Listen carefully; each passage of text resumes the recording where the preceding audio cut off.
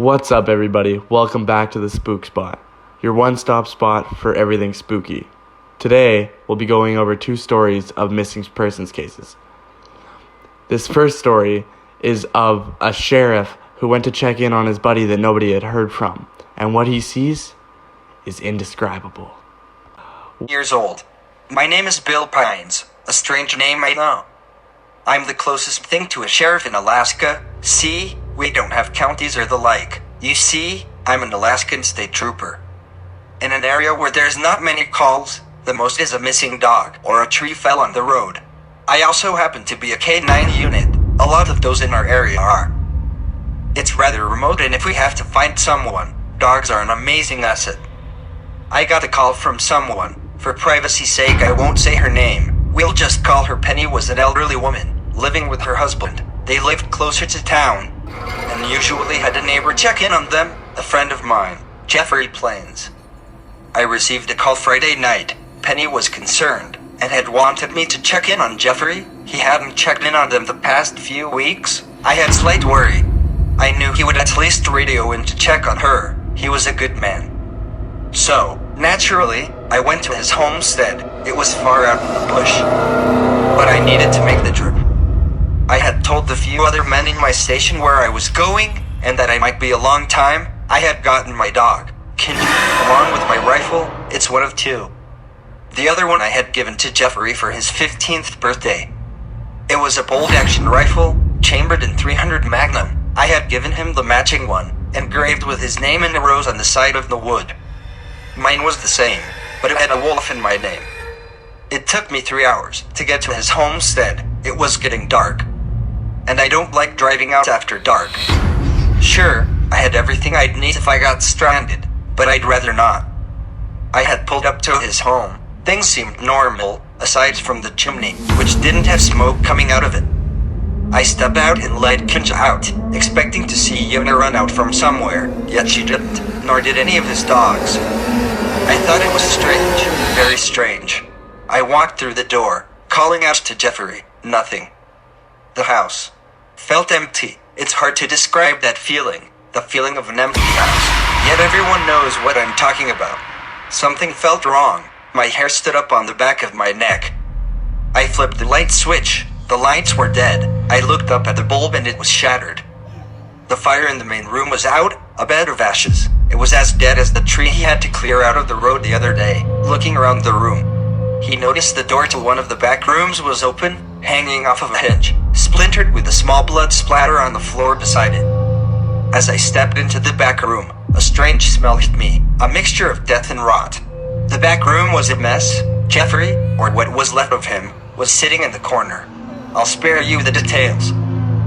Let's just say it wasn't pretty. The windows were boarded up, and the bed was overturned. It looked like he was trying to hunker down, stop something from getting to him. Unfortunately for him, his efforts weren't true.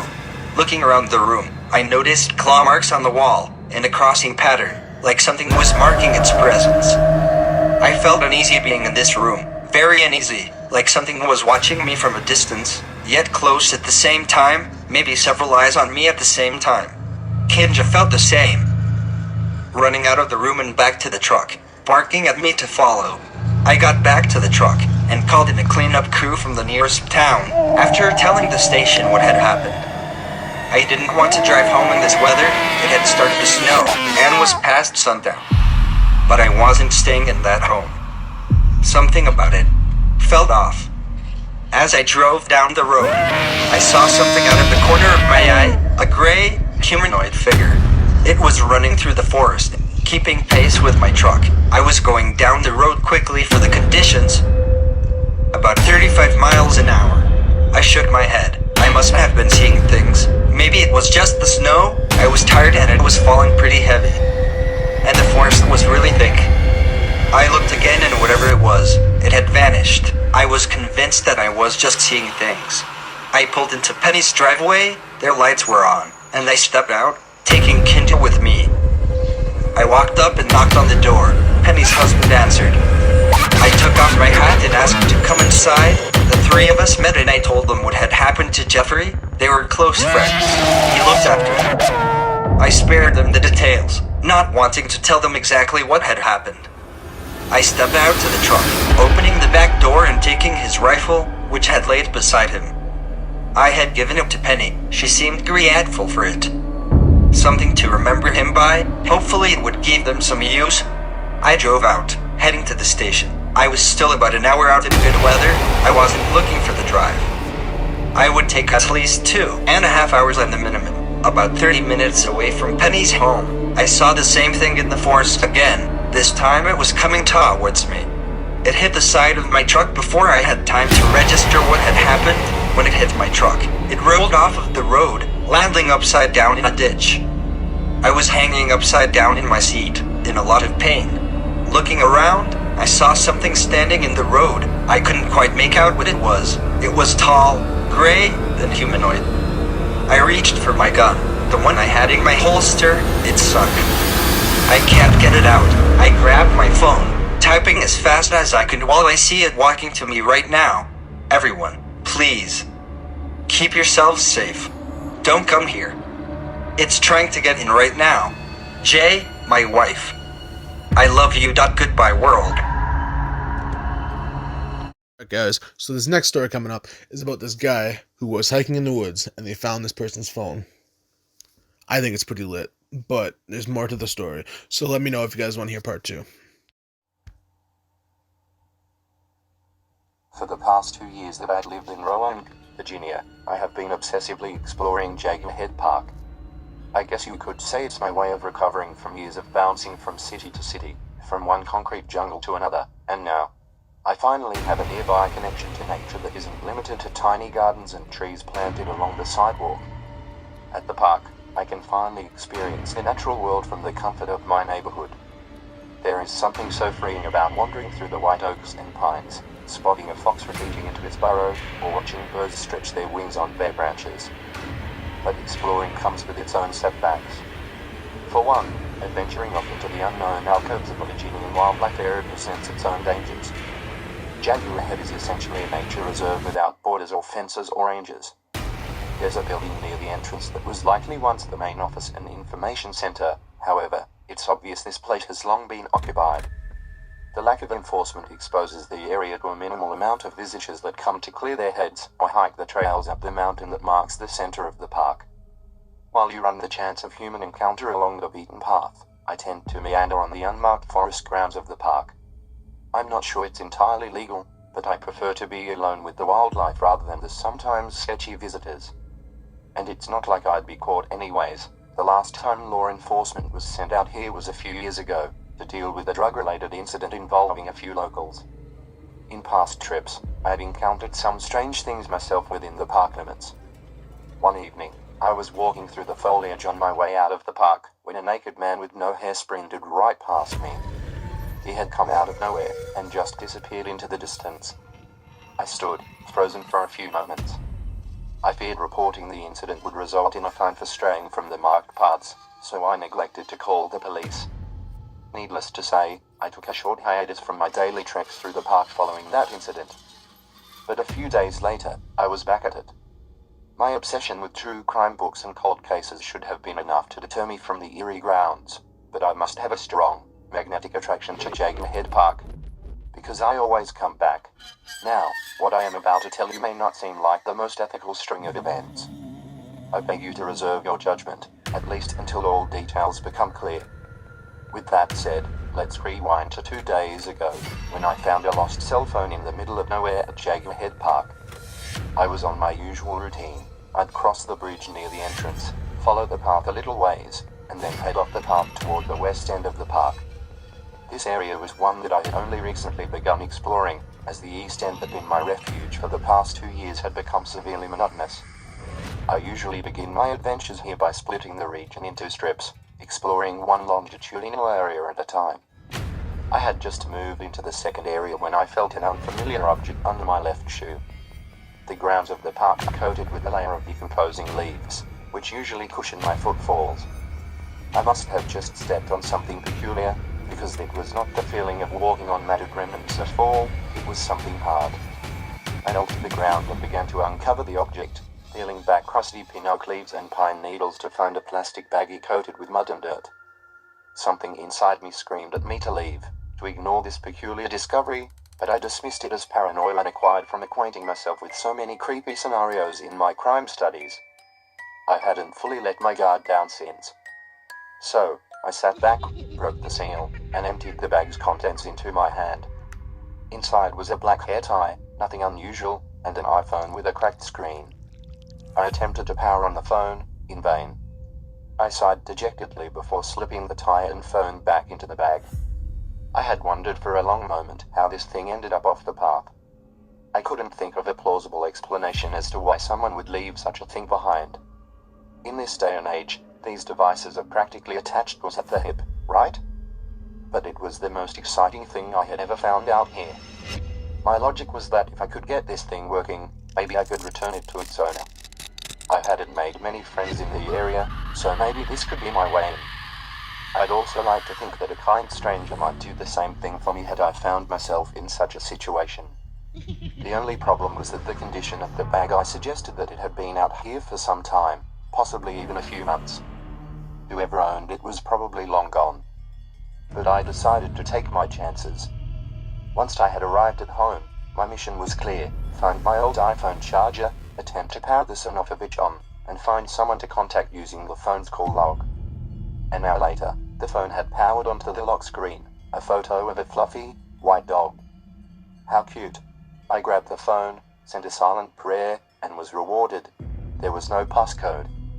I unlocked the phone, and the first thing I noticed was the amount of notifications that had accumulated.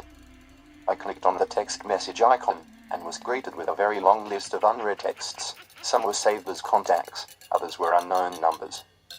The most recent was a message from a Jenny. Diana, I don't know how to do it without you. Every day I hope you're still out there alive somewhere. I love you. Oh, fuck. Chills engulfed my body, and I tossed the phone on the bed in surprise. This feeling began to spread throughout me. I felt like I was intruding on something sacred, someone's private life. I considered calling the police, but, for whatever reason, I picked the phone back up instead. It was the most interesting thing to happen to me, ever. I'd call the police as soon as I did some research first. That way, I could be engaged in the investigation, if there was even one to be had. I was obviously getting ahead of myself. Yet I unlocked the phone and reopened the first message. The timestamp indicated that it was 3 weeks old. I returned to the list of messages and scrolled through, scanning previews of the messages received. Each of them said something similar: how the person was missed, how they were loved, how life had changed since they were gone. These types of messages ranged from 3 weeks to 4 months old. As I read, questions itched the back of my mind. Who did I think I was? This was no crime novel, no cold case file. But I still felt that I had to do something. I should have just left it in the woods. I should have called it into the local station. But I hadn't yet, and here I was. My head was spinning, my heart was pounding. Questions barraged my mind. Who was the owner of this phone? Diana? How did her phone end up in Jaguar Head? Where was she now? And, the most frightening of them all, what happened to her? It was midnight when I finished brainstorming what to do. I had a few panic attacks during that time, and was sweating uncontrollably by the time I had settled on a decision. The phone rang for what felt like years before a small voice picked up on the other end. Hello? A brief pause. Diana? I cleared my throat. Sorry, I'm not Diana. I found this phone in the woods. You were the last person to text this phone. I just wanted to return it to its owner. I was playing stupid. Lying. To grieving friend or family member. No, I was simply omitting irrelevant information. Jenny, on the other end of the phone, began to sob. She covered the microphone with her hand, muffling her sorrow. Where did you find it? She sniffled. I tugged on my sleeve and pulled at the strings of my sweatshirt. I'm in Rowan, Virginia. It was in the woods of Jaguar Head Park, off the path. There was silence for a long moment, before Jenny muttered, "Thank you," and the call dropped. It was only a few hours later that the police arrived. I'd finally called them up, and, apparently, Jenny had been in contact with her own local law enforcement officers, because 2 out-of-state detectives turned up on my doorstep shortly after. They didn't tell me anything about the owner of the phone, or her case that they were apparently working on. But the universe provides, and so does the internet. Her name is, or was, rather, Diana Hargrove, of Harrisburg, Pennsylvania, approximately 300 miles from Roanoke. She was 24 years old, a law student, taking time off from school to travel the states via a solo road trip. The last time anyone heard from her was on July the 10th of this year, when she texted a family member to let them know she had made it to Norfolk, where she was stopping to stay the night in a bed and breakfast. It's been 4 months now, and absolutely no evidence has been found to provide any idea as to what happened to her. It's a very sad situation. I can't imagine her family's pain. I was scrolling through her abandoned Facebook page on my laptop when a notification went off on my phone, which was plugged in beside me on my couch. I sighed and glanced over to the lit screen, and my body went completely numb. It was a text from a number I didn't recognize. You should have left the bag in the woods. It took a moment for my body to react. I reached over and slowly typed a response. Who is this? My head was pounding again. But it didn't take long for the stranger to respond. I know what happened to Diana Hargrove. Soon, you will too. So thanks for watching, guys. I hope you enjoyed that one. I know I did. Me and the Australian, we're trying to get more frequently with the update schedule. So I hope you guys subscribe, leave a like. We're hoping to do more scary stories, maybe even some top 10s or conspiracy theories. Anyway, subscribe, and I'll see you guys later. Peace.